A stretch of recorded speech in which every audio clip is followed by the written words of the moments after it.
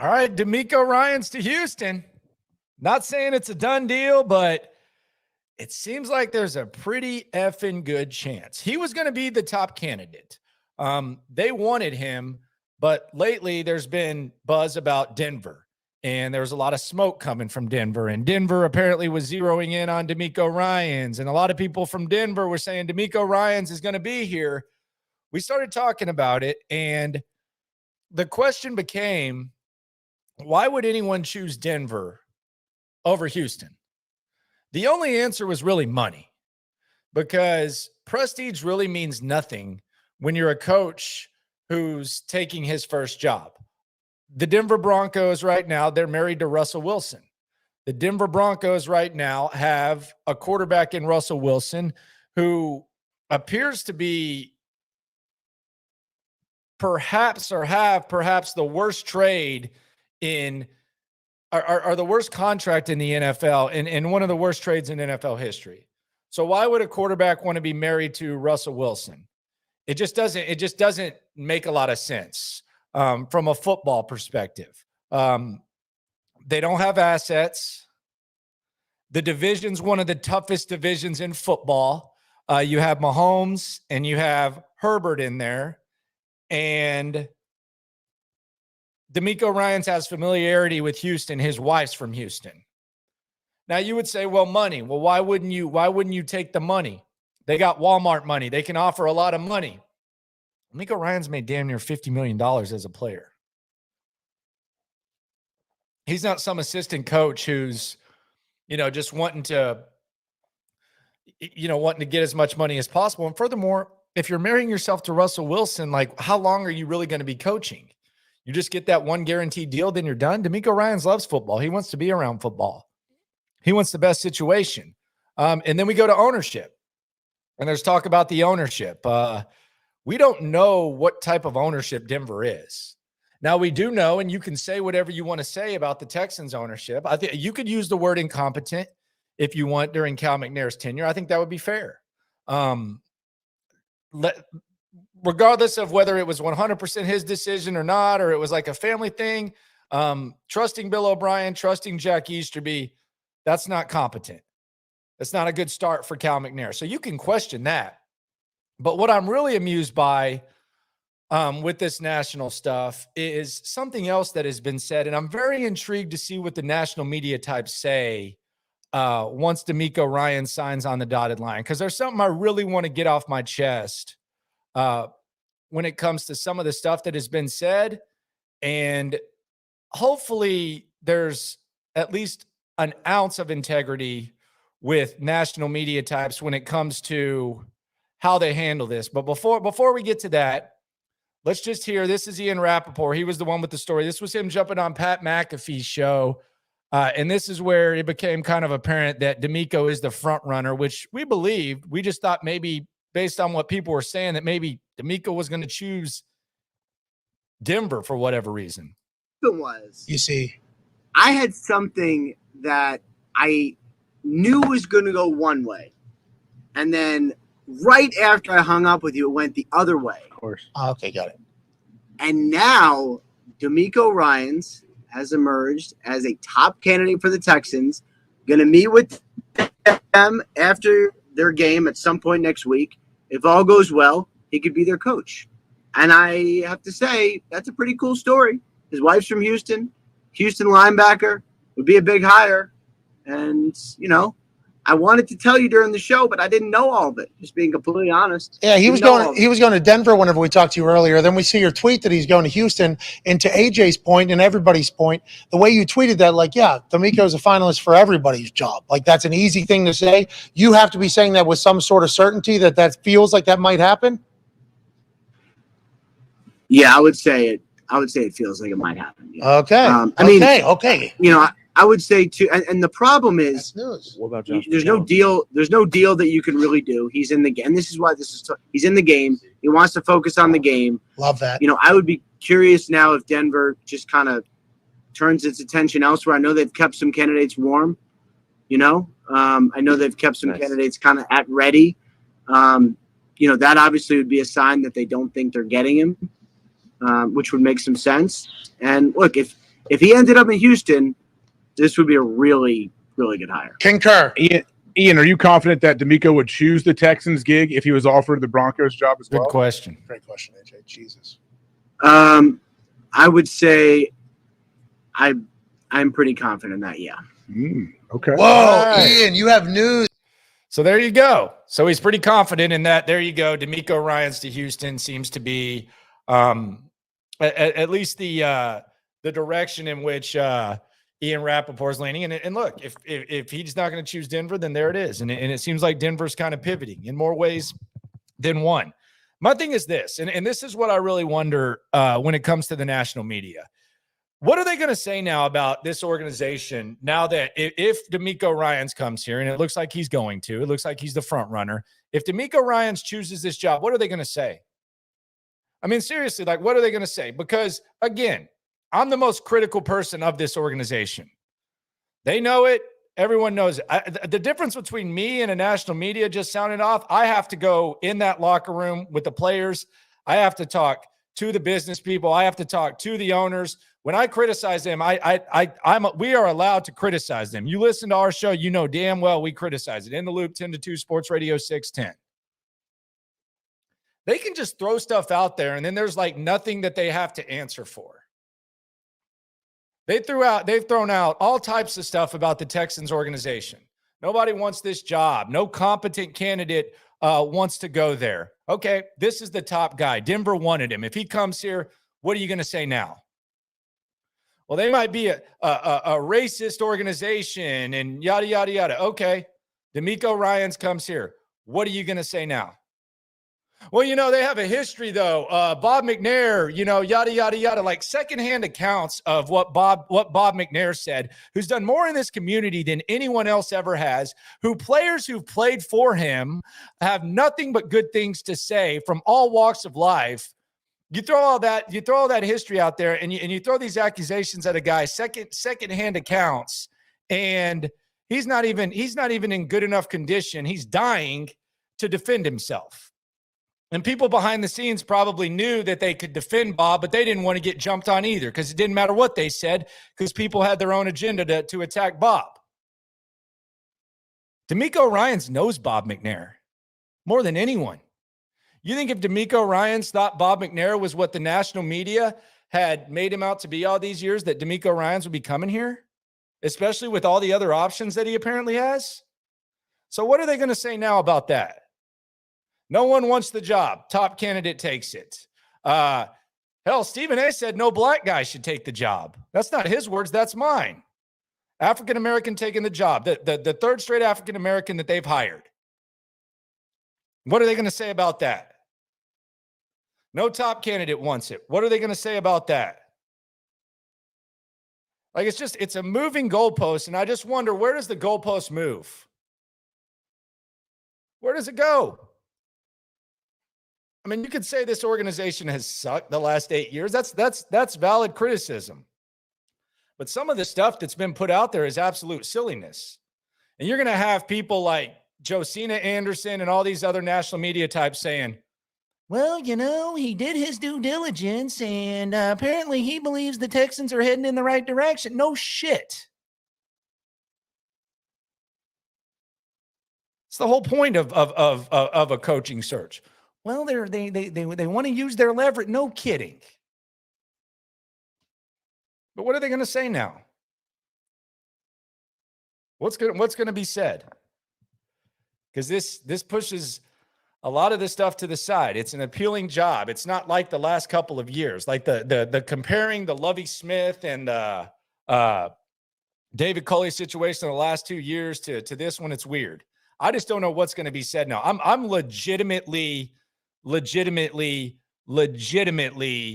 interested to see what the reaction is going to be based on some of the stuff that has been said. You got to stop doing that. That's got to stop being the default that people go to with that.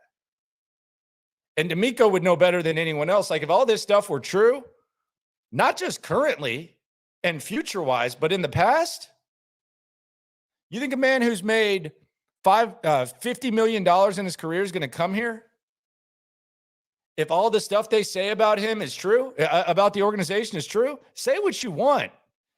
Dumpster fire, joke, embarrassing, should have never hired Bill O'Brien. If you could fire owners, Cal McNair would have gotten his ass fired early on in his tenure, no matter what. Yes, he would have.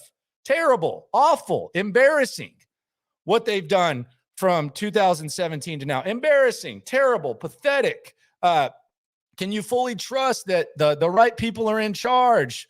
Fair criticism.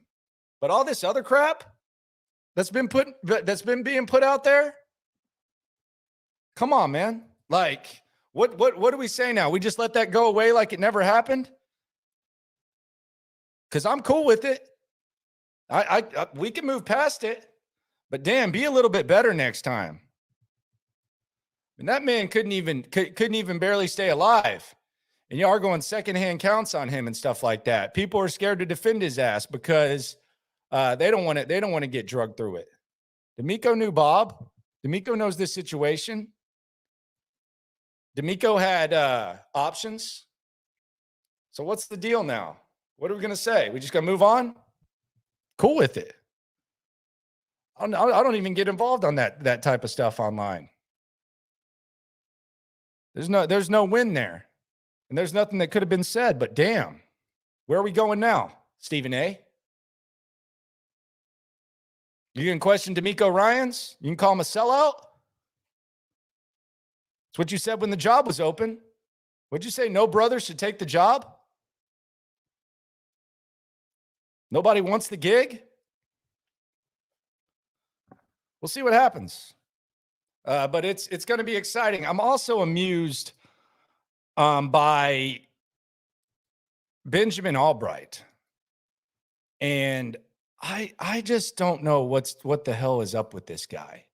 So I talked to some people in Denver. They said this is just kind of like how he does things, but he all but said that DeMeco was going to choose Denver. Buy DeMeco stock. Buy DeMeco stock. That's what Ben Albright said. And look, I had no reason not to believe him.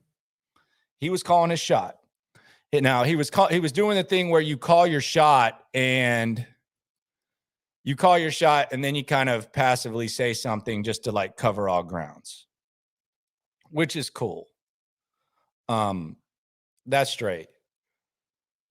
But now all of a sudden he's like quote tweeting everything and he's showing like some cyber sociopathic tendencies with what he initially said. Let's just go through the feed and see what old Benny Albright has said lately. Talking about DeMeco Ryans. This was after he doubled down. He said he talked about Houston having advantages.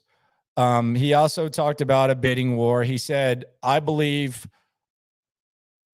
it won't be a bidding war. It will simply be Ryans choosing, and I think he will choose Denver. He then says Houston has some advantages, so that's the covering basis. But the thing about a Ben Albright that I think is interesting is whenever he's right or whenever he words something like this, he's going to take full credit that he was right.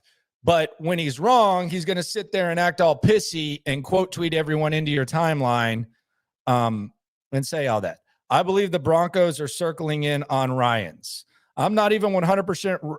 This is where it's funny. I'm not even 100% sure Ryans is the top target in Houston. He's one of their guys, but I think Gannon is their top target. That's not true. That was never true. As a matter of fact, I told y'all I thought Kafka was ahead of Gannon. Based on the second interview. So he said he didn't think DeMeco was the top target. That's kind of been refuted today. He's still going into the DeMeco stuff. Someone says Miko is coming home to Houston. Y'all can go worry about another candidate. He says nothing ever done until the ink is dry, but I think you're about to be severely disappointed, sir. Well, okay. That's kind of saying DeMeco is coming, right? Then we have more DeMeco stuff, more DeMeco stuff. Talking about Harbaugh was initially the top candidate. Trying to dunk on people on randomly stuff. Then he feels the need to let everyone know this. So just to be clear from Benjamin Albright, there are literally only two ways you can get blocked by me. One, lie about me. Two, repeatedly be an a-hole. Thanks for sharing that, man. Couldn't have just told that directly. Thanks for the public service announcement. So we have all this talk about DeMeco, and then the news breaks around here. He retweets the Ian Rapoport report that we just heard on the McAfee show. And here's where we go from, he's calling his shot on DeMeco, but he's covering all bases to this. If all goes wrong with the Broncos search, could they turn to John Gannon, someone they held high in the last cycle? Someone tells him to delete his account. He says, why would I delete my account? LOL. Did people not read when I said the Broncos and Texans would compete for him? Did I think he might choose Denver? Sure. Now he's talked to some people in the know. Broncos like DeMeco have had productive conversations, but if he goes to Houston, I don't think Denver is going to wait around, would more aggressively go after other candidates at this time. Then he talks about Denver being turned away. Then he says, despite clowns in media pretending he's bad at his job to people around the league, he's one of the most respected general managers out there. Talking about Broncos, all that type of stuff. And now he's just kind of like being extra cautious. And look at his pinned tweet. This is when you know someone just wants to be right all the time. This is pinned. This is a guy who like prides himself on some insider, and it's pinned. Growing sense around people I talk to in the league is that Sean Payton could wait till next year if the job isn't there. And I can assure you that if DeMeco Ryans would have ended up in Denver, he would have been running a victory lap.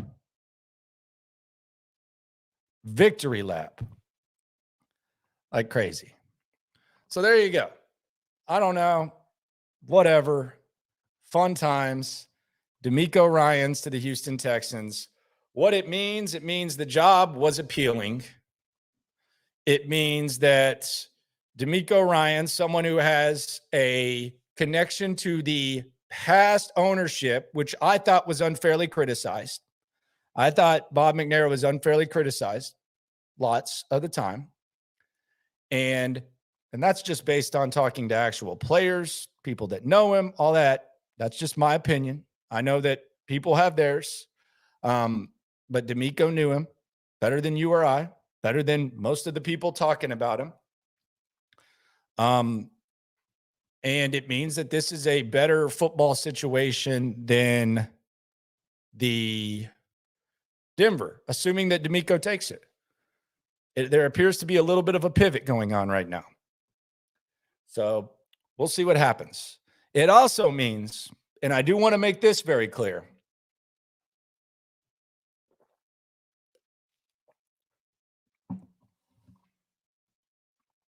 it doesn't mean that, the Texans as an organization are ahead of the Broncos.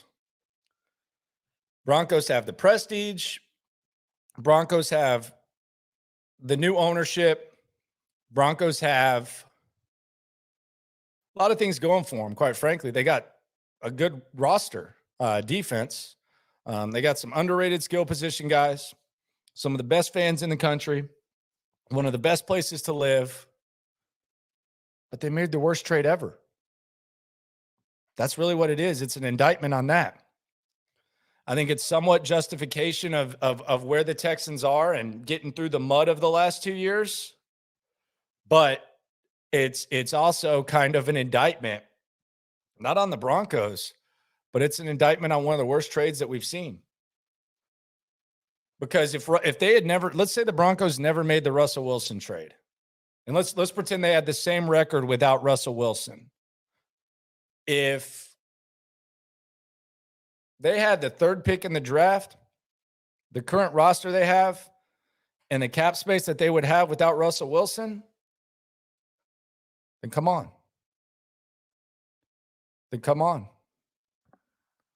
I mean, that's That's pretty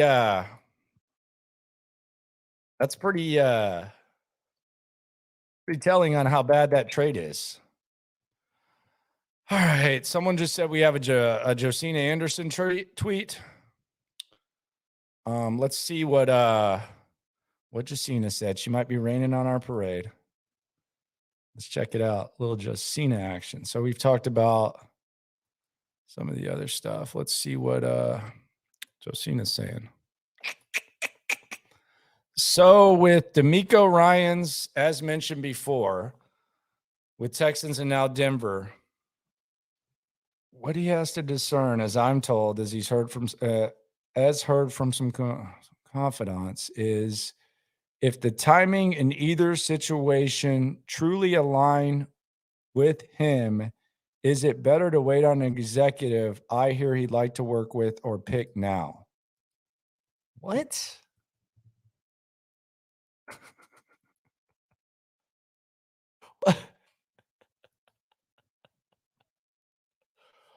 I have to read her stuff like 25 times.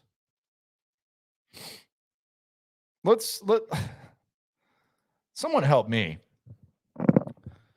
So with DeMeco Ryans, as mentioned before, with the Texans and now with Denver, what he has to discern, as I'm told he's heard from some confidants, is if the timing and either situation truly align with him, is it better to wait on an executive I hear he'd like to work with or pick now?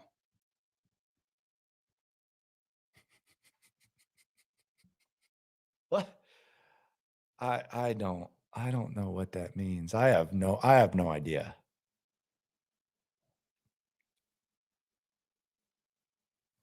I don't know. Does she mean Ryan's wanting Andre to be our GM? Andre's in the organization, man. I know people, there's not like an official title. He's with them, man. He's with them all the time. I could see Andre becoming like I don't want to throw a title out there, like a football operations, president of football operations type of guy. I could easily see that. But if you don't think Andre is involved in this kind of pitch, you're crazy. He definitely is. So what I don't really know what Josina's saying there. I have no idea. Jeremy says Josina is a wonderful human. Stop it, Landry. She makes stuff up for a living. Who else was willing to do that? Nobody, because they follow their stupid coincidence. Go, Josina. I have no problem with Josina as a person. I mean, I think she's obviously a grinder. I just think sometimes we started out talking about Albright. I think sometimes these like news people think they just have to say something sometimes just to say it. And if you're covering all ground like Albright and then want to get a party thrown for you when you're right and throw out like a conservative like safety net to where you're wrong, that's the thing. Josina just has some really vague sources. That sometimes the information is like no bleep. Like she said, I talked to some sources that told me that Doug Peterson did a great job. And man, it's amazing how much credit he deserves. And it's like, okay, well, what did they say? I mean, anyone could have figured that out. But sometimes they just do this just to do this. But the national thing is what I'm really, really intrigued by. Coyote says, is Andre the new person of service? He might be a person of service, but he's not a POS like Jack Easterby. He's not that type of POS. Josina is one of them broads that thinks if they talk and write more complicated that they're smarter. I don't know. I don't know. She's doing her thing. Joseph said he got blocked by Ben Albright. It sucks, bro. I think. I don't know. I don't even follow him. I was for a little bit, and then I just kind of backed off. I'm really confused by that Josina. So is he gonna sit around? Is he gonna wait? I don't know. So there we go. So what will they say about DeMeco? What will they say now? We'll see. It'll be interesting. Is it gonna happen? I think so. I knew they were going to make a run at him. Also heard that Kafka hit it out. Old TriStar, Coach TriStar, hit it out of the park. Apparently had a pretty good second interview. But the McNairs got involved. And I don't know. I don't want to say this 100%. I don't want to I don't want to assume things, although I kind of do that daily. But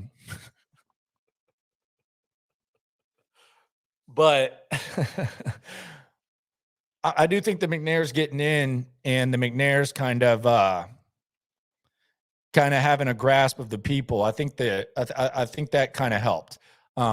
A lot of people talking about the likability of Hannah and Cal on the radio show, In the Loop, 10 to 2 Sports Radio 610. By the way, subscribe and like. There's a lot of people in here. Subscribe and like. Number one source of Texans digital content. We will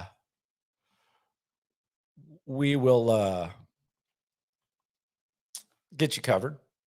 Players, coaches. Probably going to talk to DeMeco the day he gets hired. Right off the podium, just like we did Lovey. We'll have an exclusive DeMeco interview. If he has a coaching staff, we'll talk to them. We'll talk to a lot of people. So it's going to be fun. So ride along with me at Landry Locker on Twitter, this channel. Like, subscribe. We'll get that going. But I was going back to what I was saying before I started talking. I'm giddy. It's Friday, man. I'm pumped for this, man and ladies, and whatever, everybody. I'm pumped for this weekend of ball. And I'm just pumped for next Monday. We're going to get it's going to be right in the phase of the second interviews. And maybe we'll finally get a coach. We got 90 days till the draft. We're going to get this going. But as far as the Cal and Hannah involvement, you remember when they were doing the last coaching hire 2 times ago, and we had Twisted asks, who are they going to go with OC? Man, there's so many OC openings. I don't know. I'm sure he has someone in mind. I heard an interesting OC hire suggestion. What about Brian Greasy or something like that? He's been in San Francisco, kind of quarterback coach. I don't know what Brian Greasy wants to do. But I do think there could be a Kubiak influence here. I do think Gary's going to be around. If DeMeco gets hired, Gary will be at the press conference. We'll talk to him. I promise you that. He loves Lopez. He likes me too. He thinks I'm a little bit of a knucklehead though, which is fair. But I think Gary will be around. I don't know if he's going to be an advisor or what, but I could easily see his sons or someone coming through with DeMeco for sure. And I know I've kind of rolled my eyes at the Kubiak thing, but I could easily see that happening 100,000% there. But I think the McNair's getting involved. You remember when they had that coaching search and we were talking about that Corn Ferry crap? Remember how stupid? I always thought that was dumb. You're gonna ask Tony Dungy. Why does anyone want to talk about anything in today's NFL with Tony Dungy? He doesn't know anything. But Tony Dungy, they had all these guys on a committee, and it was Corn Ferry, and I'm sure they paid so handsomely for that. I think Cal and Hannah, I think they're kind of like a committee now, and I think that the people, I think they have a committee, and I think they're listening to the people. I think they're listening a little bit more to the people they should, the people who actually know this organization and stuff. And I think they have a pulse of the folks right now. I know they're doing that when it comes to the business side. So on the football side, I think they listened a little bit more to the folks. Now, will it work out? Who knows? But it's not gonna be rock bottom, Eva. They could afford to listen to some people here. So we'll see what happens with DeMeco if it does go down. All signs point to it. Denver's got to pivot. My question is, does Denver go to old Turdy Sean Payton, old telegraphing Shawnee, who goes and spends a third of the day with the Arizona Cardinals and then all of a sudden tweets out, "Hey, at Broncos, I really enjoyed our meeting," trying to make it clear that they had a good meeting? Where the hell was that 3 days ago when that story came out? I mean, how would you feel if you were a member of the Arizona Cardinals organization and all of a sudden you see, oh, we had a great meeting with Sean. Oh, that was so cool. He said this. And all of a sudden the guy who barely tweets out, hey, we had a good meeting, me and the Broncos. Sean Payton hadn't been in the game for a while. I think Sean Payton, like when it comes to trying to play the media and like set stuff up, I think he kind of comes from like that Bill Parcells camp where it's kind of old school because that's where he started in 03 and it was a lot easier and the media was a lot dumber and people just kind of believed everything and there wasn't as much speculating. There wasn't as much content. And now he's just like, it's so easy to see through him.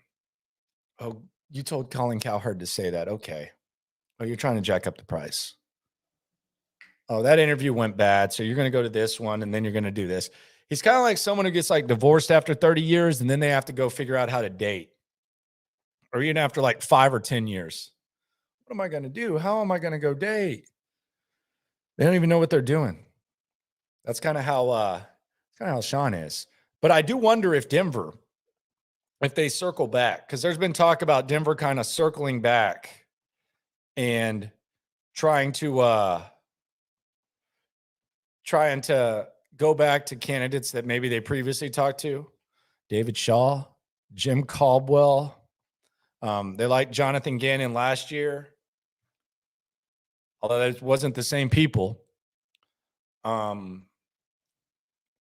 Maybe Sean Payton.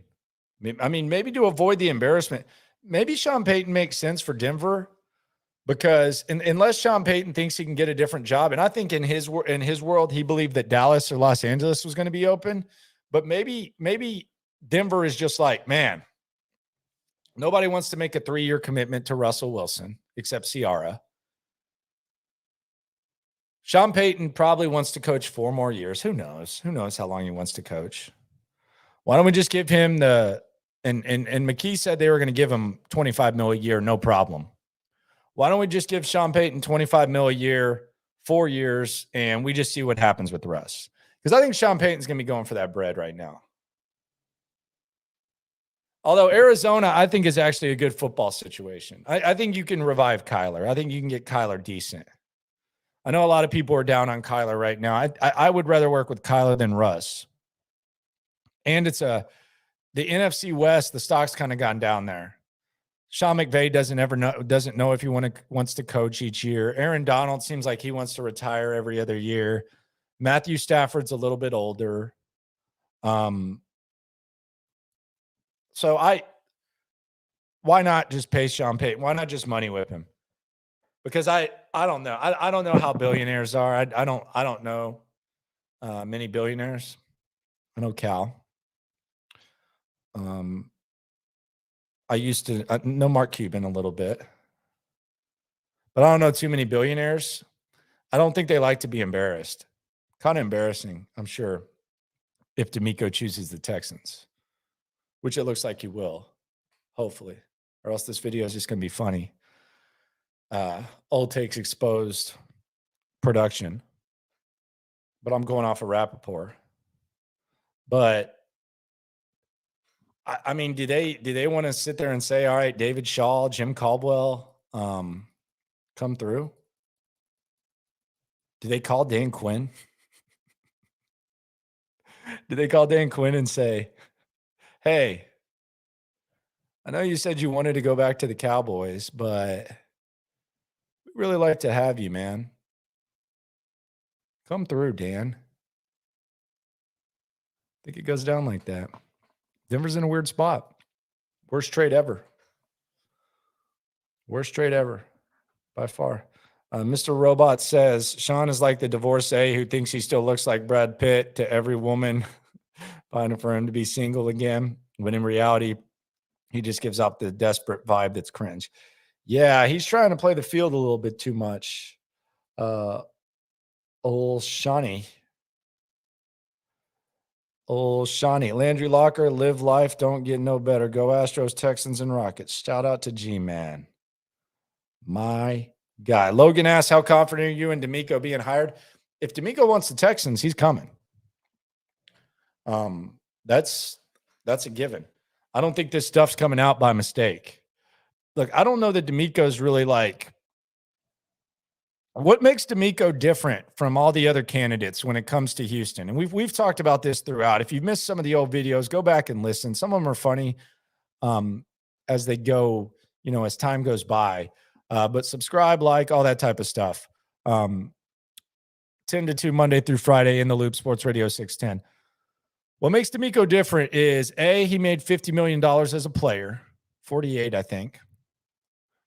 B, he has a lot of options.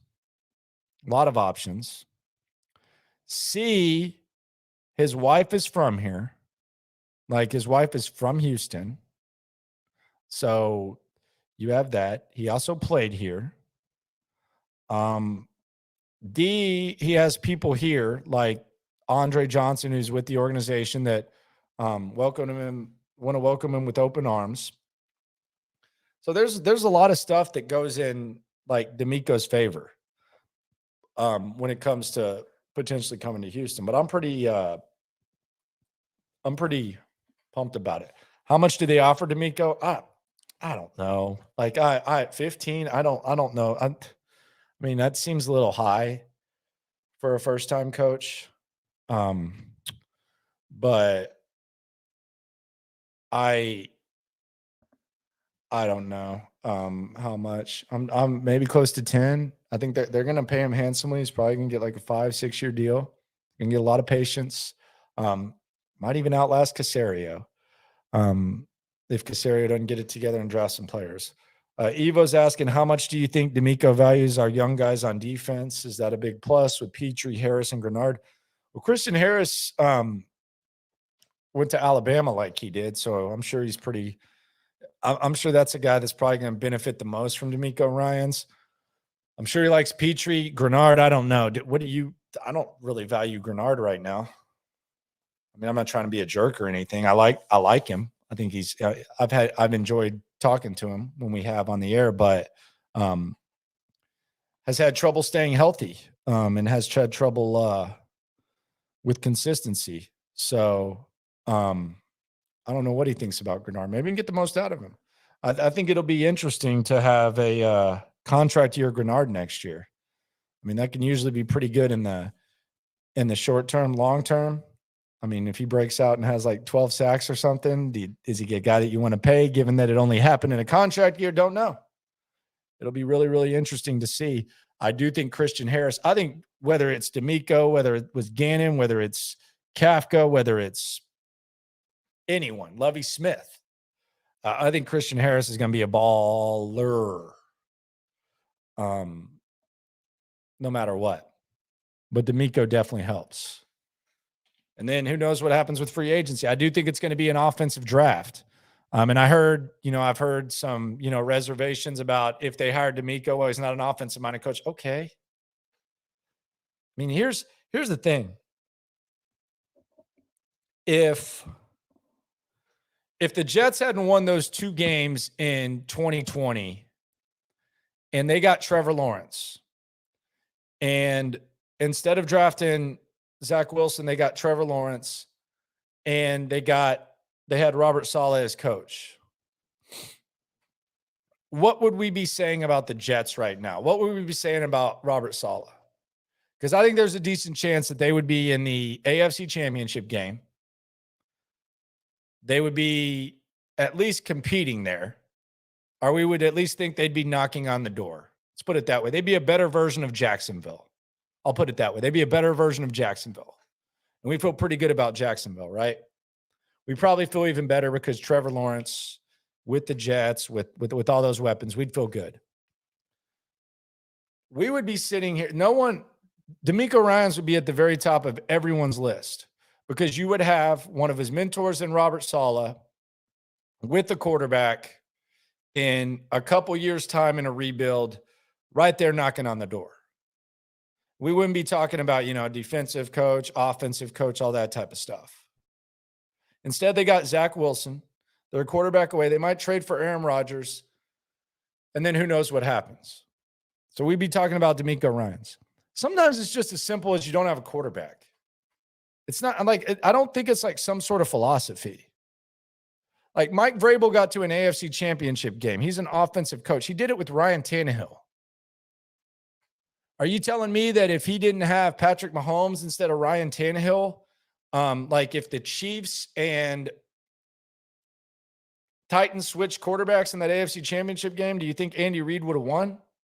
No, they got the quarterback. Now, Andy developed him. I know some people say he developed him, but it was really as simple as they got the quarterback.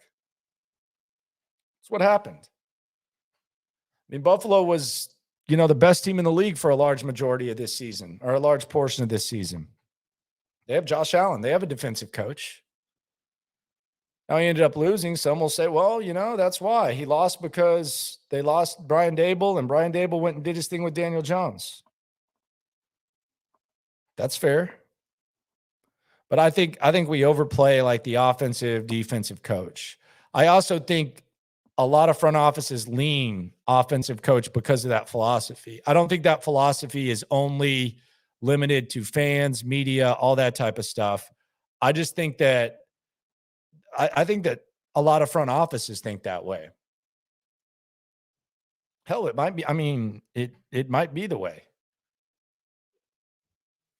Texans don't seem to think that. The Broncos didn't seem to think that. I don't know what the hell the Colts think. Man, what a joke they are. People are turning that job down. Remember when David Culley got the job? He said, I took it because it's 1 of 32. People don't feel that way about Indianapolis. Damn sure ain't 1 of 32. That's a legit disaster. But my point is, if DeMeco Ryans and the Texans get the right quarterback, number 2 in the draft, and they could get the wrong one, but you can still build a team if you miss on the quarterback. Just like the Jets did. The Jets have built a hell of a core, and they whiffed. Zach Wilson is as bad as Jamarcus Russell. As bad as Jamarcus Russell.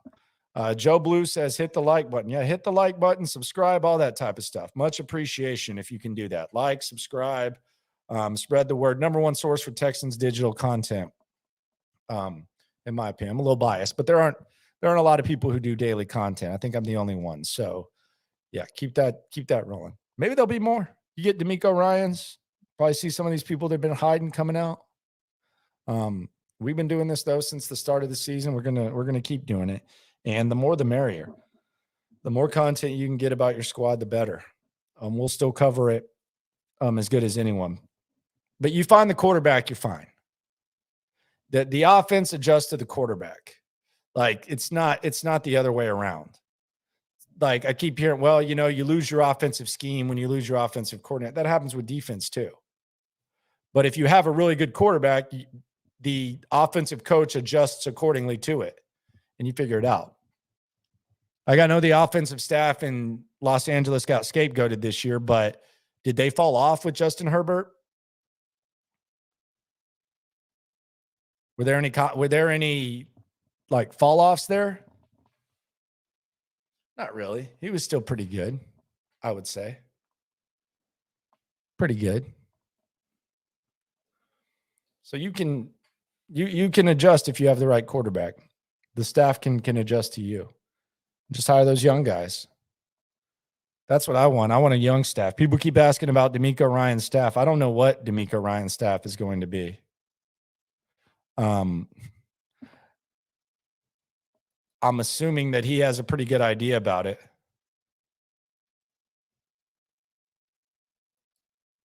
But who knows?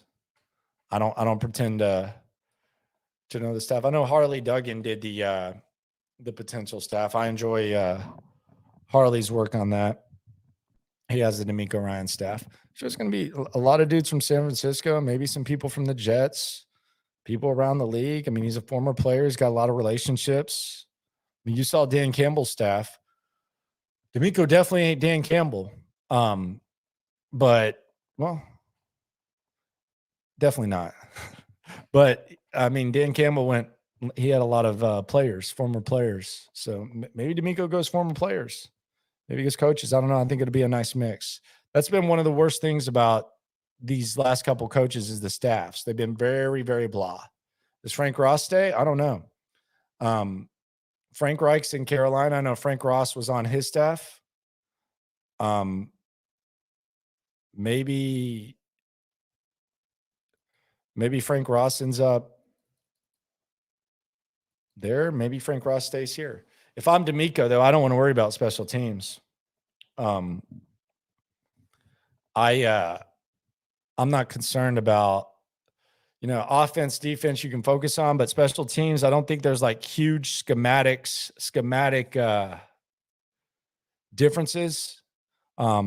In special teams, there are some. I'm sure some special teams coach or some football hardo would say, well, what are you talking about? For the most part, kick the ball out of bounds on the kickoff. Punt the ball in whichever direction. There'll be some stuff, but they kind of limit some of the stuff you can do as far as wedges and all that type of crap. If Frank Ross is here, and Frank Ross, who had one of the top special teams units in the NFL last year, if Frank Ross can stay here, kind of show you the ropes about what they've done, maybe you can correct some of the mistakes. DeMeco can ask Frank, hey, what did we do last year? And he can do it with Nick too. And Frank can hold down the special teams. I think Frank Ross can work with anyone. Love Frank. Friend of the show. Big friend of the show.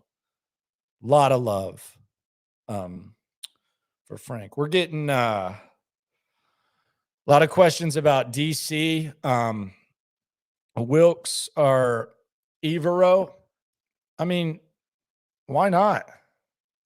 I mean, if you could get either one of those guys, Wilkes he didn't get the Carolina job, did a hell of a freaking job as the interim coach there. Man, and that tweet he sent out today was so damn classy. But Steve Wilkes, trying to see if him and DeMeco have crossed paths. No, not really. So I don't know where that would come through. Plus, I don't know how much DeMeco is going to want to call his own defense. I don't know. And philosophically, I don't know how similar it is. Will DeMeco want to do what Lovey did and call defense? I doubt it. I mean, I think he'll want to have a hand in it, but I don't know if he's like going to want to walk around with the play sheet. But maybe Wilkes. I felt bad for Wilkes, but I think Frank Reich is a really good hire too. I don't think he got it sucks because he fought his ass off, but Frank got done dirty by the Colts too. So I don't know. DeMeco's going to run a 4-3 defense. I think he's going to use see, the difference is and this is where we get in trouble. And I think we're kind of conditioned, like when we talk about scheme and stuff, and we'll get to talk to him about this if DeMeco comes. We'll be like a lot of these questions y'all give me, like when we talk to him, we'll have him interview. We'll interview DeMeco. Our show will, promise you. And I'll ask DeMeco like some of these questions that like don't get asked at the podium, but I think good defensive coordinators, like not Lovie Smiths, but like good defensive coordinators, their scheme kind of depends on their players. That's not the case with Lovie Smith. And that's the biggest knock on Lovie Smith. That was the biggest knock on Lovie Smith whenever he came here. That was the biggest knock on him when he went to Illinois, where, the college game kind of has become a lot more innovative offensively, where you kind of have to be creative and you can't just run like the base covered two. He was doing that at Illinois and it was a disaster. And when, I asked him about it at his press conference, he was like really offended about being able to change schemes and can you do this? And then when Derek Stingley was getting drafted, he acted like the scheme didn't matter. I think they drafted Derek Stingley to play a system other than Lovey's. And Nick Caserio wasn't necessarily thinking. I mean, he probably thought that Lovie Smith would at least have some common sense and use Derek Stingley in man instead of using him like, like a good zone corner like Jonathan Joseph, but he didn't do it. And I think, if DeMeco has Jonathan Joseph, I think he's going to use Jonathan Joseph the way that Jonathan Joseph is best equipped. And if he has Derek Stingley, he's probably going to let him play a lot of man. So I don't know, like it would be hard for me to look at the San Francisco defense and what they do and say, well, he's going to do that here in Houston, because it's a completely different situation. And I think DeMeco is a good modern, like today's NFL defensive coordinator. I don't think Lovie Smith is. So that would be my that would be my comment there. And DeMeco will be able to tell us. And the thing about DeMeco is he still got this second interview. Who knows how it's going to go? But I anticipate he's going to come in. He's going to be prepared. Now, probably it will, like the timing of it and like the way in which the interview goes would probably be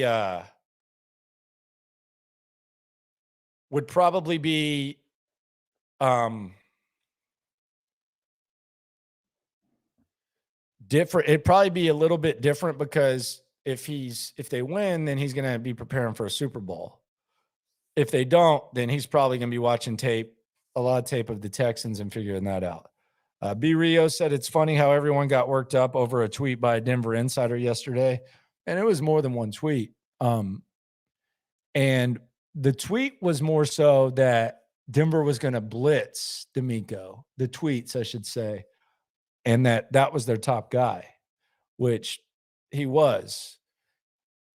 What appears to have happened is at the moment, DeMeco is leaning more Houston than he is Denver.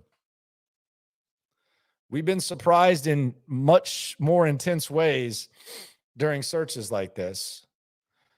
So it can happen, but it wasn't just as simple as one tweet. It was basically that, these billionaires, these Walmart folks are going to go all in on DeMeco Ryans. And it really just came down to, is DeMeco going to choose Houston? And some people in Denver, I mean, they have some of the best media types there are. Cecil, Kliss, not Albright, DMAC. They have some good ones, but I doubt they really fully. A lot of them know about the Houston assets, but they don't understand that it's a much more attractive job than Denver. And we've said that. Like anyone that just takes a step back knows that this is a much more attractive gig for sure. We got Walmart jokes now. Those Walmart folks need to go hire some cashiers. Are there any Walmart shoppers here? I'm an HEB guy, and because HEB has Walmart prices, and is the best grocery store possible.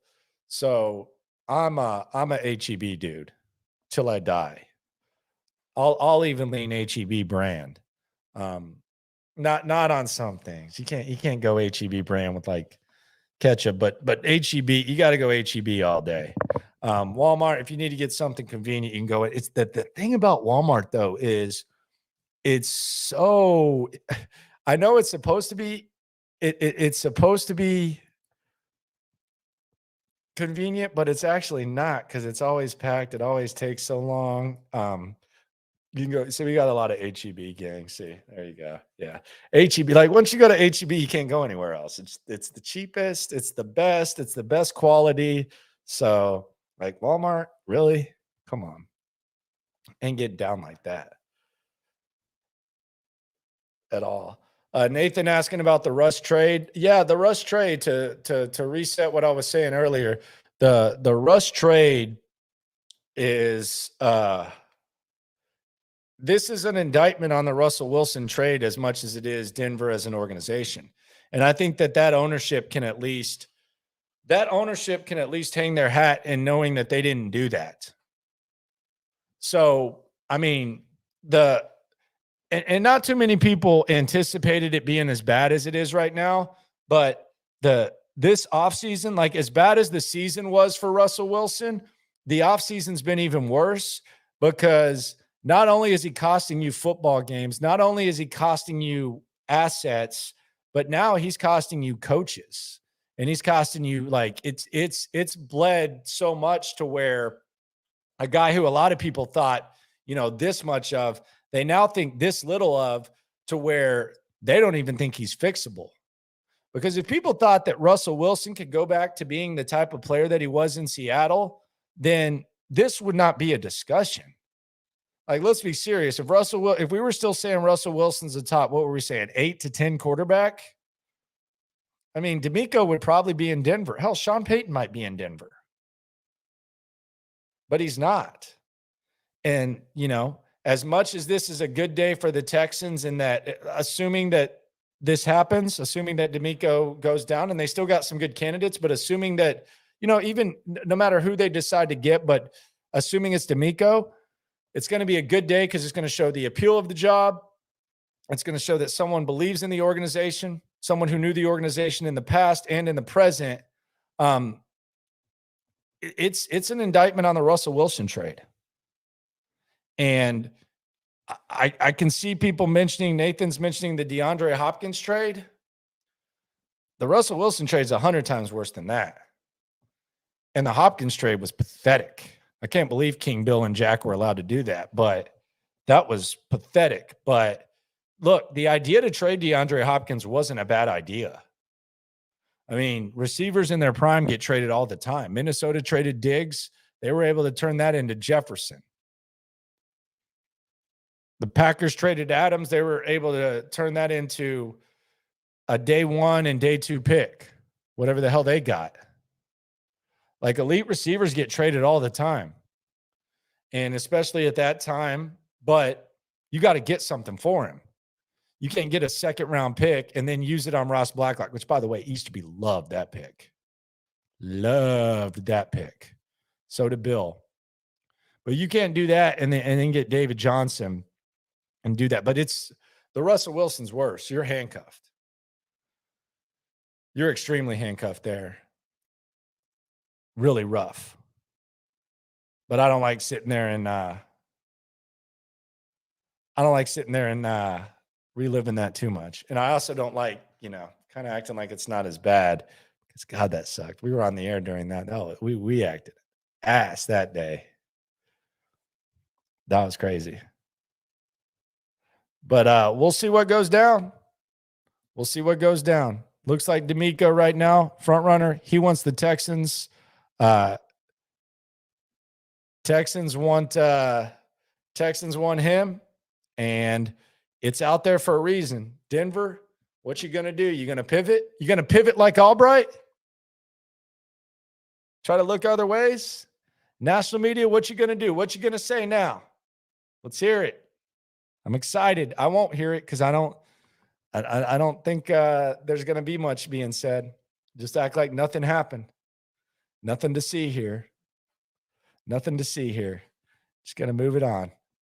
Hell of a weekend of football. Might do some lives, localize it on Sunday. Enjoy it if you got to work. I know a lot of people on here have to work during the weekend. Hopefully there's less traffic. That's the bright side. If you don't have to work, unwind, act an ass, do whatever it is you do. Indulge in whatever you want to indulge in. Just be safe. Come home safe and come back here. Subscribe, like, appreciate y'all for coming through. It's an emotional time. Who knows what happens? Man, we might have a Josh McCown come out to the rafters. Just kidding. But very much appreciate everyone coming through, riding. Got a feeling the Texans could be less than 2 weeks away from an increase in season ticket sales. Digital content on the internet could go way up. No matter what, though, take in as much content as you can, but always remember this is your top source for Texans daily digital content.